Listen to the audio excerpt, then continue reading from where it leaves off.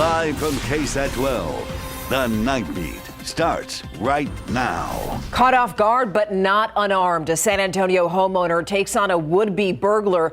We'll tell you why neighbors are now worried.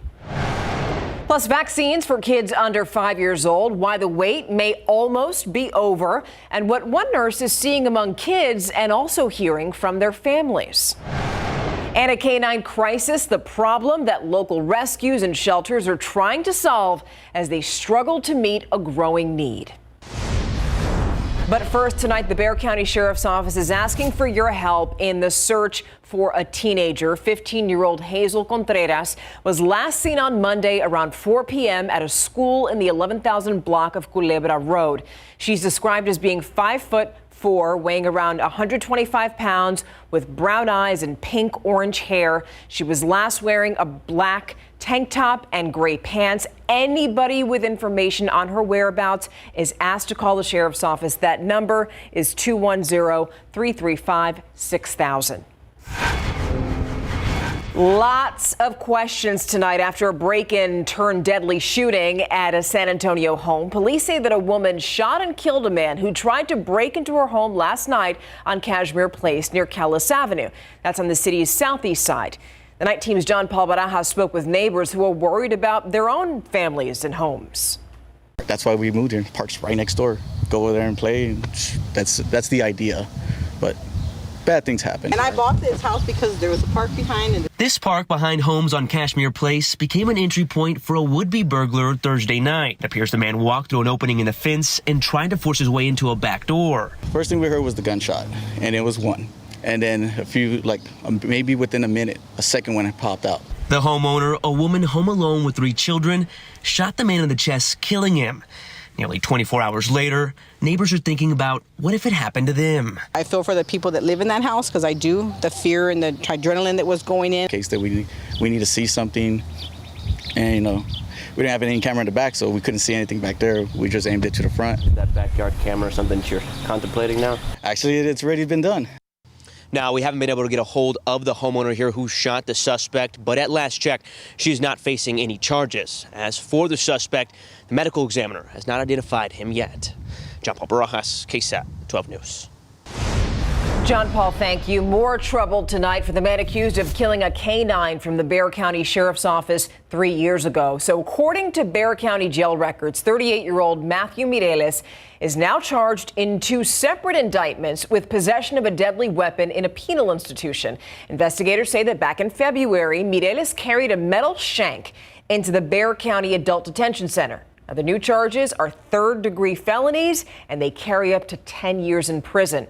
However, Mireles still doesn't know his original punishment because he's still awaiting trial for the killing of a police service animal. Today was day 3 in the solicitation capital murder trial of Angelica Navarro de Paz. This morning, jurors heard her side of the story. During her testimony, she says that she was forced by death threats and potential harm to her family to plot the murder of her boyfriend's sister. Navarro de Paz had a relationship with a confidential informant named Katie, and she says that Katie was the one who forced her to call the alleged hitman, who turned out to be an undercover police officer. She always carries a gun in her back, and she would tell me, get on. And if you don't get on, she would take out her gun, a big one, and shoot me. She told me, if you fail me this time, I'm going to kill your children and your husband. The trial continues Monday morning. If convicted, Navarro de Paz could face life in prison. Governor Greg Abbott says that he's taking $500 million from other state agencies to fund Operation Lone Star. And this is coming just 3 weeks after state military officials said the operation needed money in order to keep going. Operation Lone Star aims to fight crime and illegal immigration along the border. Governor Abbott says that around $210 million are going to come from the Health and Human Services Commission. Around $160 million will come out of the Department of Public Safety's budget, and then the rest is going to come from the Department of Criminal Justice, State Health Services, and Juvenile Justice Department. Switching gears now, we are seeing fewer COVID cases in our area. Bexar County says that COVID has been on the decline in the last 2 weeks. Today, Metro Health is reporting 131 new cases, no new deaths. Meanwhile, 63 COVID-19 patients are hospitalized across the county. 13 of them are in the ICU. 9 of them are on a ventilator. But this next story reminds us that the pandemic is not yet over. We know thousands of children under the age of 5 are still unvaccinated because they're just not eligible. But that could change in just a matter of weeks. The U.S. Food and Drug Administration is going to consider emergency use authorization for Moderna's vaccine for young children in June. And as the Night Team's Patty Santos explains, that age group is still at risk. Moderna says its vaccine is ready for FDA and CDC approval. It was safe, and there were no reported cases of serious adverse events. The company's studies show its vaccine for kids provides some protection. It was 51% effective at preventing infections among kids 6 months to 2 years old, and 37% effective in 2 to 6-year-olds. The vaccine could come as COVID continues to spread, even among young children. 7 in one day, so it is definitely still out there, especially in the younger population who does not have availability to have a vaccine yet. Local pediatric nurse Bethany Smith with Little Spurs Pediatric Urgent Care says some parents are on the fence about what to do and are asking questions. Parents will come in with younger kids and older kids that may not have gotten the vaccine yet and asking, is the vaccine safe for my child? What are the side effects, if any, and would you give it to your child, which is the most common questions that we get asked about the vaccine. We asked our KSAT social media followers if the emergency authorization is approved for younger kids, would they consider it for their children? And the overwhelming number don't see it as a need anymore. Patty Santos, KSAT 12 News. Fire safety was on the agenda as San Antonio seniors met with members of the San Antonio Fire Department. They met at the Normoil Community Center. Firefighters spoke with seniors about protecting themselves from fires, and this is a really sensitive subject considering that both San Antonio and the U.S. are seeing an uptick in fires. What we're focused on here is making sure that our residents have smoke detectors, that they know and have a clear way out of their home if their house does catch on fire. Joe Arrington with the fire department says that today's meeting really goes beyond educating the seniors because they're hoping that the seniors will share that information that they learned with their neighbors and that is going to prevent future fires. Still feeling the wind out there again this evening, just like the past few evenings. Southeasterly breeze at about 15 to 20 miles per hour. It's going to pump the brakes a little bit when you wake up tomorrow morning. I mean, around sunrise, early risers, cloudy, a few stray sprinkles. It's going to be one of those days for at least the first half of it where it really could look like it's going to rain at any time. But we could actually see some showers throughout various parts of this weekend. I'll help you plan it all out in just a bit. Adam, thank you. And now for a look at your headlines in your Nightbeat News Flash. San Antonio police looking for a hit-and-run driver. This accident happened around 3:30 at the intersection of Wickersham and Tezel Roads. SAPD says that a truck ran a stop sign and T-boned an SUV, and you saw what happened there. That SUV actually rolled over twice, and the 2 people who were inside that vehicle had to be taken to a nearby hospital. Now check your cupboards because H-E-B's Bakery is actually recalling their 2-bite brownies because they could potentially have metal fragments. The grocer announced the recall today after receiving 2 complaints. The brownies are either sold by themselves or with the cookie and brownie bite party tray. According to H-E-B, an outside supplier made those brownies, so anyone who has them should throw them away or bring them to the store to get a refund. The Alamo City being recognized for its leadership during the COVID-19 pandemic. This afternoon, Texas Biomed awarded San Antonio with the inaugural 2022 Stand for Science Award. That award is for supporting science and public health measures during the pandemic. During the ceremony, Mayor Ron Nirenberg thanked city and county officials for working together to get the best plan in place to respond to COVID-19. And that's a look at your Nightbeat News Flash. Coming up on the Night Beat, a San Antonio animal shelter says a record number of people are actually surrendering their dogs, but you can help. Also, how students at an area high school are calling for change after their classmates were killed in a car crash. It's next on the Night Beat.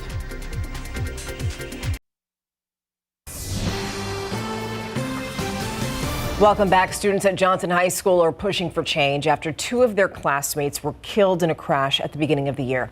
On January 9th, Gabriel Juarez and Ziv Houdani were killed in a 2-vehicle crash on Bulverde Road just outside of the NEISD school. And now the school's Smart Driving Club is calling for action. Members want better signage and also traffic lights in that very area where their classmates lost their lives. I think it was just something that was felt throughout the school. We have, 600 kids that pull out of the back parking lot every day. The county controls that area, but District 9 Councilman John Courage says that council is actually paying for an overhead traffic light and it should be installed by the next school year. Too many dogs, not enough space. It's a problem for rescues and animal care services. People at God's Dogs Rescue tell the Night Team's Lee Waldman that this is happening because more owners are giving up their dogs. We're maxed out. Yeah, we're just seeing needs like we've never seen before. The kennels at God's Dogs Rescue's home base are full. Unfortunately, so are their fosters. In our rescue, we have over 500 dogs. Rescuers Julian Marchbanks and Debbie Davis say this is something they've never seen before. Owners giving up their dogs at an exponential rate. 25, 30 a day in emails we're getting asking us to take in their dogs. It's heartbreaking, and we want to help. We want to help so much. Rescuers are not the only ones feeling the impact. We are experiencing a pretty high rate of owner surrender requests. Typically, we're booked out about a month, and now we're booked out 3 and 4 months. As the number of dogs in their care rises, Bethany Colonice with ACS says the number of placement opportunities is falling. They're coming up with creative solutions. Trying to get people to hold on to their animals, solving their problems so that they're not having to owner surrender, asking citizens who find strays to hold on to them, try and find the owners. Davis and Marchbanks hope people reconsider letting go of their pets and more people opening their hearts to fostering. If rescues across the city could get more fosters to help, bringing the animals in, loving them in their homes while we're getting them ready for to be adopted, that would help dramatically as well. Lee Waldman, KSAT 12 News. Animal Care Services also conducted an extensive survey across the community asking people what they think. Those results are still being collected. Now, ACS says that it will make a recommendation in a few months. And if you would like to help empty the shelter, next week is an awesome time to bring home a new 4-legged family member. That's because San Antonio Animal Care Services is participating in the Empty the Shelter adoption event. Listen to this. Starting Monday, dog and cat adoption fees are going to go all the way down to $25. That's going to come with spay or neuter surgery, vaccinations, and a microchip. The Empty the Shelter event runs through May 15th. All right, here's a live look outside right now. 75 degrees. It just looks so darn quiet out there. Not much activity that we expect this weekend. Right, Adam? We'll have a little bit of sprinkle activity here and there and a storm chance, but different timing. It looks like for Sunday night, we could see a few storms pop up, but otherwise fairly quiet. In a good portion of the weekend, we're going to have those low clouds where it's going to look like it could just drop rain at any time, but a few sprinkles for the most part. And of course, warm and humid, but nothing out of the ordinary for this time of year. Let's take a look at our rain chances. And starting off tomorrow, Saturday, 20%. That's mainly for just some very light showers and sprinkle activity. Late morning, midday, and then a 10% chance of a storm Saturday night. We've pretty much written off that storm chance Saturday night. Sunday, some morning sprinkles, and then again, Sunday night is when we have our chance of storm. So let's talk about it all, our whole pattern. It is actually an active pattern, particularly right smack dab in the central part of the country. Big severe weather outbreak today in the Central Plains. We're talking parts of Nebraska, especially into Kansas, down into Oklahoma, and that's now moving eastward. So there is some activity out there and some severe weather. It's just far removed from us, and we're not tapping into any of that moisture. But let's go through our futurecast. I like how this computer model's come around a little bit in the most recent runs and kind of going in line with our thinking. Tomorrow, just like today, low gray clouds for at least the first half of the day, but with it could be a few sprinkles. Just quick splash and dash. We're talking a trace to maybe 1/100 of an inch. That's it. Then we get into the afternoon and we'll squeeze in a few hours of sunshine before we get to sunset. Probably clear out around 3 or 4 o'clock and salvage some sunshine for the afternoon and some blue skies. We go into Sunday. Do this all over again. Low gray clouds in the morning, maybe a stray shower here and there, but it would be very light. And then we get into Sunday night, and what we're going to watch for is storm development far west of San Antonio. We're talking parts of West Texas, Mexico, and along the Rio Grande. That would develop around Sunday afternoon. Then there's the possibility some of that activity could actually make it closer to San Antonio. Odds favor it mainly west of town, but there's a slight chance some of the leftover showers and storms could migrate towards San Antonio and even the 281 corridor. So that's what we're watching for Sunday night. We squeezed out 1/100 of an inch of rain today. Remember the morning clouds and sprinkles? Yeah, that's what we got. So a very similar trend the next couple of days. 70 this morning, a high of 87, the record high 98 degrees, but both the low and high above average. Now 77, here's the key, that southeasterly breeze at 18.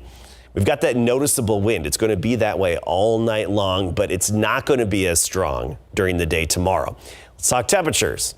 82 Cotulla, 76 Kennedy, 75 New Braunfels and Kerrville. Right now, Port SA at 76, Devine, not bad at 75. For the most part, mid-70s out there. And tomorrow morning, we're not going to see a big temperature drop. I mean, right near 70 degrees from 68 in Bandera and Bulverde to about 71 Stinson on the south side and Potita as well. By tomorrow afternoon, we'll squeeze in some sunshine, and that should just briefly get us well into the 80s, mid to upper 80s for highs. But you get farther south and east of town and back to 90 degrees, Pleasanton even 92 tomorrow. So here's your KSAT 12-hour forecast. Low gray clouds in the morning from sunrise all the way through the noon hour.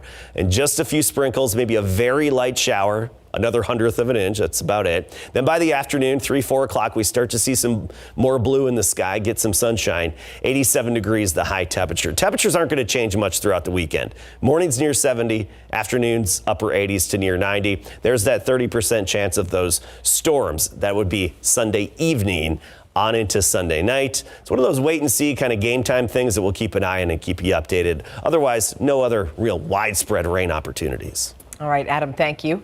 One of our own isn't going to see these temperatures. No, he's headed north. Yes, he's going to Pittsburgh. We're talking to DeMarvin Leal, who got picked up. He had to wait a little longer than we thought, but nonetheless, he is now in the NFL. We're talking about DeMarvin Leal. There's the big announcement tonight. Right there with family and friends. That is awesome. And we go one-on-one with the new Steeler. Our Larry Ramirez has it coming up.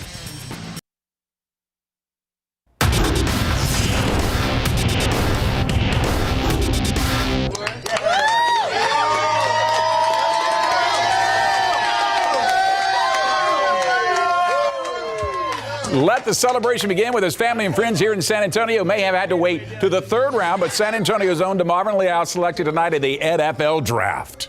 Pro football coverage powered by Davis Law Firm. Former Judson and fighting Texas Aggie defensive lineman DeMarvin Leal is now a Pittsburgh Steeler. The Steelers using the 84th pick of the draft tonight to pick DeMarvin, who decided to stay in San Antonio to share the moment with the people most important to him. Our Larry Ramirez was there for the big announcement and has more. Yeah, thank you very much, Greg. We're here with DeMarvin Leal, the newest member of the Pittsburgh Steelers. What was that phone call like with the team and head coach Mike Tomlin? Man, it was unbelievable. You know, just straight great vibes, happy to have me, and just ready to get to work. You waited a long time. Definitely. Yesterday, round one, and then today. What was that wait like? What was going through your mind? Man, I just knew time was killing me, but everything is on God's time. So, God said it's my time, and hey, here I am. Do you remember what you were feeling a few moments ago as you were taking that phone call?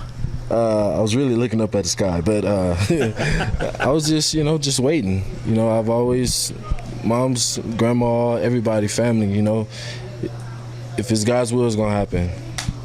So that's all. I just stuck to that.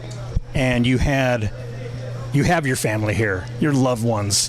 What does that mean for you to have them here at that moment when you got that call? Man, how awesome is that? It's unbelievable, honestly. Like I said earlier, you only dream of things like this. This is things that you want to manifest. These are things that you work hard for, that you bleed for. And so to have my family here throughout that moment as well, just makes everything a lot sweeter. You're the latest member of the Judson Rockets to go to the NFL. Man, you're repping them. You're repping San Antonio as a whole. When you think about that, what does that mean to you? I got you. Let's get it. Let's put San Antonio on the map, baby. You're going to a great defense. Yes, sir. What will the Steelers get out of you? Because that defense is already solid, but they just got better, in my opinion. Definitely. They're going to get everything from me, you know. Just blood, sweat, tears, everything. I mean, I can't even describe everything, honestly, but they're going to get everything out of me. Congratulations, man. It's been a pleasure covering you all these years, and I look forward to seeing you in the NFL. Thank you very much. All right, Greg, back to you. All right, thanks a lot, Larry. And you too, DeMarvin. The Dallas Cowboys continue the draft tonight with a 56th pick in the second round. They use that pick to pick up a linebacker, Sam Williams, out of Ole Miss. 6'3", 261 pounds, and good explosiveness off the snap. And then in the third round, picked South Alabama wide receiver Jalen Tolbert, the Sun Belt Conference's Offensive Player of the Year. Before resuming the draft tonight, Cowboys introduced their first pick that they selected at number 24, offensive lineman Tyler Smith, who was caught arriving at the Star Complex today in Frisco. So what does Smith have to say about some folks who believe he went too high in the draft? Everybody has an opinion. It's like, like everybody has one. But that was awesome. And, you never want somebody else's opinion of you to become the reality, and I simply won't let it. So, I understand criticism. I take it well, but I'm always working to get better at the same time. Here are the Cowboys selections tonight for you to review. Who did the Texans take? We'll find out next. The Houston Texans resume the NFL draft tonight with a 37th overall pick in the second round. Use that to bolster their defensive secondary by selecting Jalen Petrie, a safety out of Baylor. He's 5'11", can also cover the slot. According to a scouting report, is also a very good blitzer. Next up, the Texans traded up to number 44 with Cleveland for their 68th, 108th, and 124 picks, and used to select John Mechie, the third, a wide receiver out of Alabama with over 1,200 yards, receiving 8 touchdowns last year before he tore his ACL in the 2021 SEC Championship game. But with their second pick in the third round, the Texans went back to defense to draft Alabama linebacker Christian Harris. Before the draft continued tonight, Houston Texans introduced their first 2 picks. The cornerback Derek Stingley Jr. selected third overall pick out of LSU, and Aggie offensive lineman and Houston resident Kenyon Green. I got the 832 area code. I already know, it was the Texans, and sat there. I was shocked. I was truly thanking God, for this opportunity, being here, being able to, stay home and play for my city. All right, here's a look at their picks all wrapped up tonight before they head into the 4th round tomorrow, live right here on KSAT 12. Very good day for everybody. We had a lot of excitement in our newsroom today. We're just happy for DeMarvin. You got it. We'll be right back after this. A San Antonio woman marking a moment that, let's be honest, a lot of us are going to be lucky enough to see, and that is a 107th birthday. Wow, that's Irene Wilson. Happy birthday to you, Irene. She was born April 29th, 1915. Obviously, a lot has happened since then. Most of us read about it in history books, but she actually lived through it. One of the big things is the telephone, because I lived in a farm, and we used to have to get up on a stool and crank, and now these kids carry it in their pocket. Really. I'd love to know what kind of cell phone she has. Yeah. Now, if you're looking for her secret to living a long life, you know what? She says she doesn't really have one. And here's the thing, though. She's got a few years to go if she actually wants to set a record, because a French nun is believed to be the world's oldest human at 118 years old. Wow. But happy birthday to you, Irene. Oh, man. Just the technological advancements that she has seen in her life is astonishing. Whew. Good for her. A few sprinkles this weekend, a few storms possible Sunday evening and Sunday night. Temperatures, it's really going to feel the same as the past few days. All right. Well, thank you so much for staying up with us. Have a fabulous weekend. GMSA starts tomorrow at 6 o'clock.